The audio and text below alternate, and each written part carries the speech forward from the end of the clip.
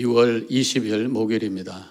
오늘 함께 나눌 말씀은 창세기 43장 9절로 6절로 14절까지 말씀이 되겠습니다. 제가 봉독해 올리겠습니다.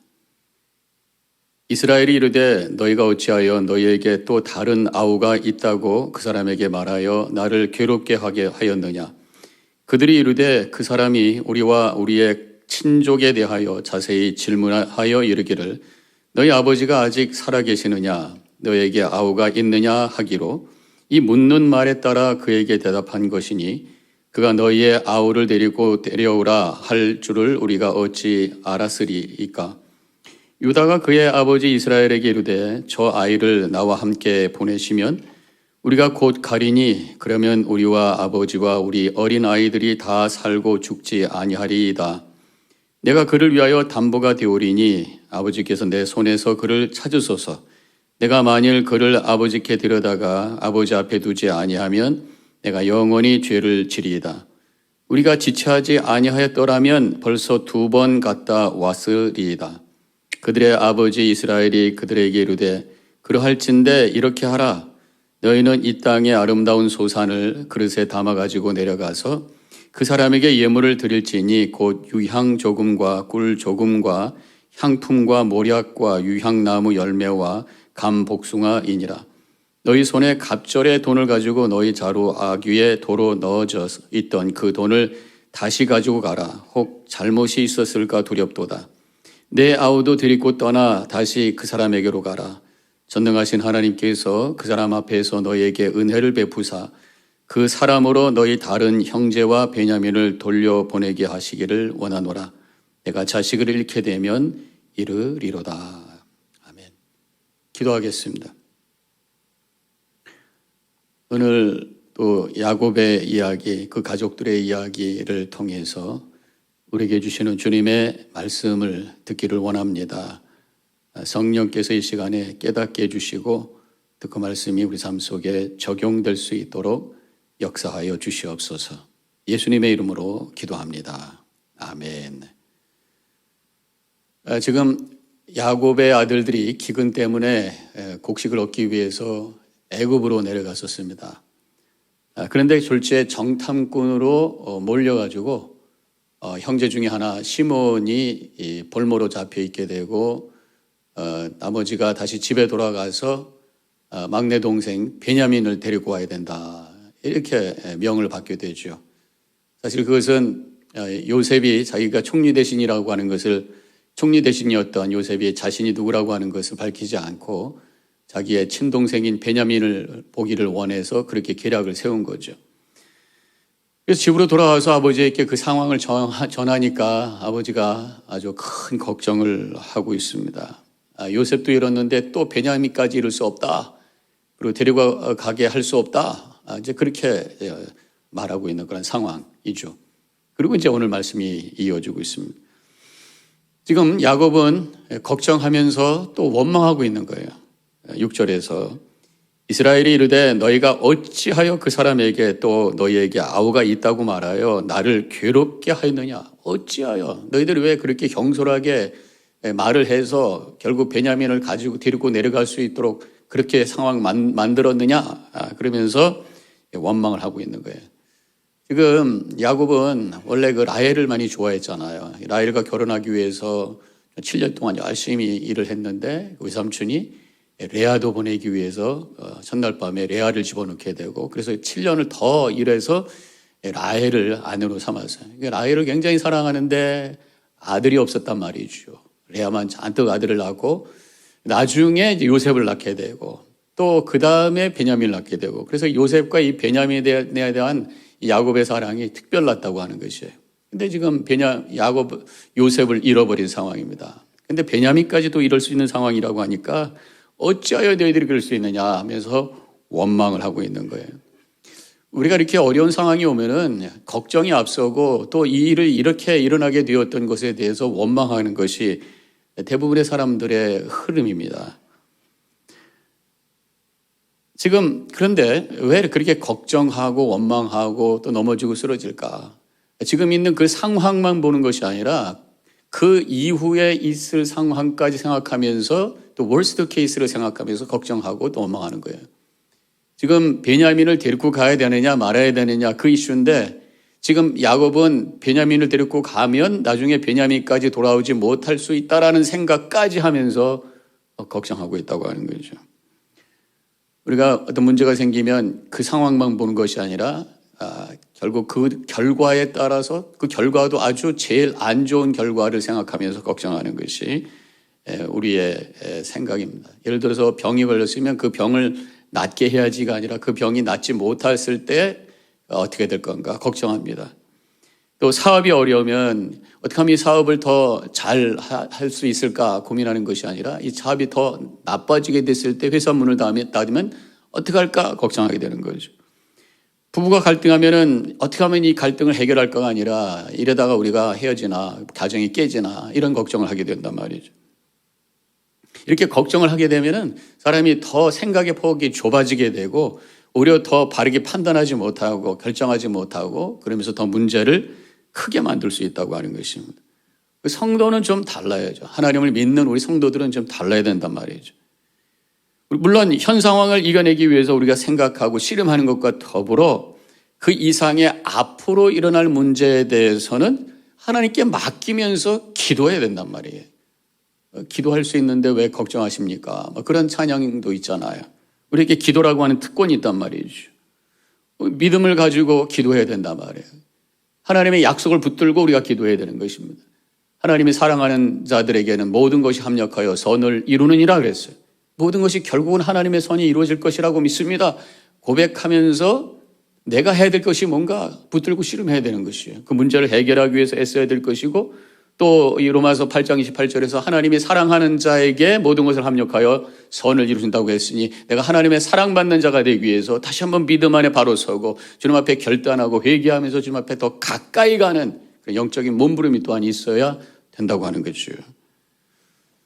자, 이제 이러한 걱정과 또 원망을 하고 있는 야곱을 향해서 넷째 아들인 유다가 설득을 하고 있습니다. 9절에서 내가 그를 위하여 담보가 되오리니 아버지께서 내 손에서 그를 찾으소서.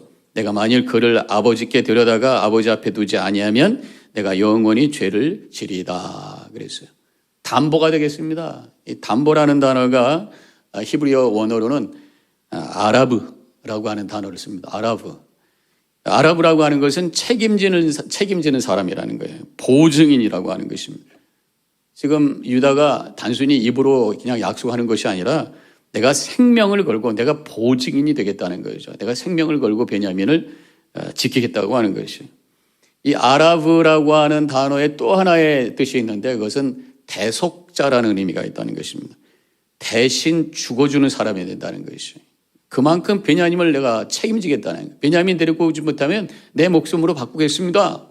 그런 표현으로 내가 담보가 되겠습니다 라고 말하고 있는 거예요. 그런데 이 아라브라고 하는 단어가 대속자라는 단어라고 말씀드렸잖아요. 근데 유다가 내가 대속자가 되겠습니다, 아라브가 되겠습니다 라는 이 표현을 통해서 앞으로 대속자로 오실 유다의 후손으로 다윗의 후손으로 오실 예수 그리스도를 지금 보여주고 있는 것이에요. 암시하고 있는 거죠. 지금 유다가 내 손에서 그를 찾으소서, 내가 데리고 오지 못한다면 내 손에서 그를 찾으소서, 이것은 법적 책임을 내가 지겠습니다라는 것이고, 그 다음에 이어서 만일 베냐민을 데리고 오지 않으면 내가 영원히 죄를 지리이다. 인생을 걸고 제가 약속합니다. 목숨을 걸고 약속합니다. 아주 할 수 있는 최선의 표현을 다해서 아버지께 약속을 하고 있는 것이에요. 저는 여기서 유다의 책임감을 보게 됩니다. 유다는 지금 넷째 아들이, 첫째 아들이 루벤입니다. 근데 넷째 아들인데 정말 책임을 지겠습니다. 아버지를 설득하고 있는 그 어떤 리더십을 여기서 보게 되죠. 사실 유다는 요셉이 팔려갈 때에 그것을 동조했던 사람이죠. 동참했던 사람이에요. 근데 이번에는 베냐민을 보호하기 위해서 생명을 담보로 내놓고 있는 것이에요. 사람이 변한 거죠. 동생을 파는데 앞장섰던 사람이 이제는 동생을 보호하는데 내 목숨을 걸겠습니다, 인생을 걸겠습니다 라고 표현하고 있는 변화된 모습을 보게 됩니다. 책임을 지겠다고 하는 것이. 결국 이러한 다윗을, 유다를 통해서 하나님께서 그 후손으로 다윗을 주시고 다윗의 후손으로 예수님을 주셨어요. 예수님을 통해서 세상을 책임지는 사역을 허락해 주셨다고 하는 거예요. 책임감 있는 유다의 후손을 통해서, 예수님을 통해서 세상을 책임지는 구원의 역사를 이루신 줄로 믿습니다. 예수님의 십자가는 온 인류의 구원을 책임지는 하나님의 거룩한 자리라고 하는 것이죠. 그렇기 때문에 우리는 그 예수님을 따라가는 제자로서 예수님은 세상을 책임지는 삶을 살으셨어요. 우리도 예수님을 따라가는 제자로서 나만을 위해서 살다가 나만 잘 먹고 잘 살고 나만 구원받는 데서 끝나는 것이 아니라 뭔가 죽어가는 영혼을 책임지려고 하는, 무너져가는 세상에 내가 책임을 지려고 하는, 물론 능력 따라서 은사 따라 다르겠죠. 조금이라도 한 모퉁이를 채울 수 있는 그러한 일을 향해서 열정적으로 삶의 목표를 세워서 움직이는 삶을 살아가야 될 줄로 믿습니다. 그것이 바로 예수님을 따라가는 제자라고 하는 것이에요. 마지막으로 이제 다윗이 결단을 하게 됩니다. 그리고 하나님께 모든 것을 맡기는 장면이 마지막 절에 나오고 있어요. 14절, 전능하신 하나님께 그 사람 앞에서 너희에게 은혜를 베푸사 그 사람으로 너희 다른 형제와 베냐민을 돌려보내게 하시기를 원하노라. 내가 자식을 잃게 되면 이르리로다. 그렇게 결단을 하고 있어요. 물론 우리가 인간이기 때문에 어떤 어려운 상황이 오면은 걱정과 근심을 하고 또 두려운 상황 속에 빠질 수도 있습니다. 그런데 아까도 말씀드렸던 것처럼 우리에게는, 믿는 자들에게는 특권이 있어요. 기도할 수 있다고 하는 것입니다. 기도함으로 걱정과 두려움 자리에 머무르는 것이 아니라 그 이상으로 나가야 된단 말이죠. 어떤 때는 내가 할 수 없는 상황이면 그것을 받아들여야 되는 것이에요. 그리고 하나님께 맡기는 것입니다. 하나님께서 이 상황을 이끌어 가실 수 있도록 위임하는 것이에요. 그것이 바로 기도라고 하는 것입니다. 유다가 담보가 되겠습니다 했을 때 야곱이 어떻게 대답을 했을까요? 그래, 네가 담보 된다고 그랬지? 그래, 네가 책임진다고 그랬지? 분명히 책임진다고 그랬어. 꼭 데리고 와야 돼. 안 데리고 오면 내가 너한테 책임 물을 거야. 그렇게 말하지 않았어요. 그렇게 말하지 않았어요. 지금 이런 상황 속에서 야곱은 하나님을 바라봤습니다. 유다의 설득에 의해서 물론 마음이 어느 정도 바뀌었지만 그 유다를 향해서 대답한 것이 아니라 하나님을 바라봤어요. 그러면서 전능하신 하나님이라고 고백하고 있습니다.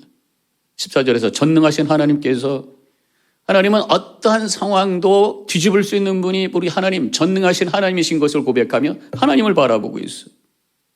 그리고 은혜를 베푸사 그렇게 이어지고 있습니다. 14절에. 결국 하나님께서 주셔야 받는다는 거예요. 하나님은 전능하신 하나님. 그리고 하나님께서는 은혜를 베풀어 주신 주님. 내 상황, 이 상황 내가 어떻게 할 수가 없어요. 그러나 전능하신 하나님께서 역사하실 때 은혜로 그 문제를 풀어주실 줄로 믿습니다. 은혜를 고백하며 하나님을 바라보고 있단 말이죠. 그리고 마지막으로 야곱은 자식을 잃게 되면 이르리로다. 하나님께 지금 구하고 있어요. 다른 형제와 베냐민을 돌려보내주시기를 원하나이다 고백을 하고 있어요. 그리고 나서 그렇게 안 될지라도 하나님의 뜻인 줄 알겠습니다. 내가 만약에 자식을 잃으면 그냥 잃겠습니다. 그러면서 마음을 탁 비우고 하나님께 온전히 맡기는 그 성숙한 모습을 여기서 보게 됩니다. 우리 예수님이 그렇게 하셨잖아요. 겟세마네 동산에서 기도하실 때 아버지야, 만일 아버지의 뜻이거든 이 잔을 내게서 옮기시옵소서. 그러나 내 뜻대로 마옵시고 아버지 뜻대로 되기를 원하나이다. 우리 예수님은 인성을 가지신 분이에요. 그러니까 고통과 죽음에 대해서 두려움이 있어요. 그래서 이 잔을 마시고 싶지 않다고 하는 거예요. 옮길 수 있으면 좋겠다고 그렇게 기도를 했어요. 그러나 우리 예수님은 신성을 가지신 분이에요. 하나님의 구원의 뜻을 누구보다도 잘 알고 계신 분입니다. 결국 하나님의 뜻이라면 내가 이것을 받겠습니다 라고 결단하면서 그것을 받으셨다고 하는 것이에요. 우리 성도들도 마찬가지입니다. 우리 연약한 인간의 마음을 갖고 있어요. 그래서 하나님이 고난 속에서 이 문제를 해결해 주세요. 피하게 해주세요. 그래서 하나님께 간절히 눈물로 우리가 기도합니다. 그러나 우리 성도 안에는 하나님의 영이 계셔요. 우리에게 담대함을 주시고 나를 이끌어 주시는 그런 하나님의 영이 역사하셔요. 그래서 주님을 향해서 그렇게 되지 않을지라도 하나님께서 가장 선한 길로 인도하실 줄로 믿습니다 하면서 하나님께 맡길 수 있는 그런 믿음의 고백이 있어야 된다고 하는 것이에요. 우리는 삶의 문제 앞에서 걱정하고 두려워하고 때로는 원망하기도 합니다. 물론 우리가 해결해야 될 문제는 지혜롭게 해결하고 감당해야 돼요. 그러나 합력하여 선을 이루신다고 약속해 주시는 주님을 바라보면서 기도하심으로 또 내 안에 계신 성령께서 역사하심으로 하나님께 모든 것을 맡기며 결국 하나님과 함께 담대하게 걸어감으로 말미암아 하나님의 축복의 계획이 선한 계획이 우리 안에 이루어지는 놀라운 은혜의 삶을 살아가는 우리 성도님들 되어주시기를 주님의 이름으로 간절히 축원합니다. 기도하겠습니다. 하나님, 야곱의 이야기를 통해서 우리의 믿음을 점검합니다. 우리가 때로는 흔들리고 때로는 근심 가운데 넘어지기도 하지만 우리에게 믿음을 주시고 기도할 수 있는 특권을 주셔서 주님을 바라보게 하시고 기도하게 하시고 맡기게 하시고 또 모든 것이 하나님의 뜻인 줄로 믿고 어떤 결과가 올지라도 하나님의 뜻으로 고백하며 순종하겠다고 결단하며 나가는 그 야곱의 믿음이 우리의 믿음이 될 수 있도록 역사하여 주시옵소서. 감사하며 예수님의 이름으로 기도합니다. 아멘.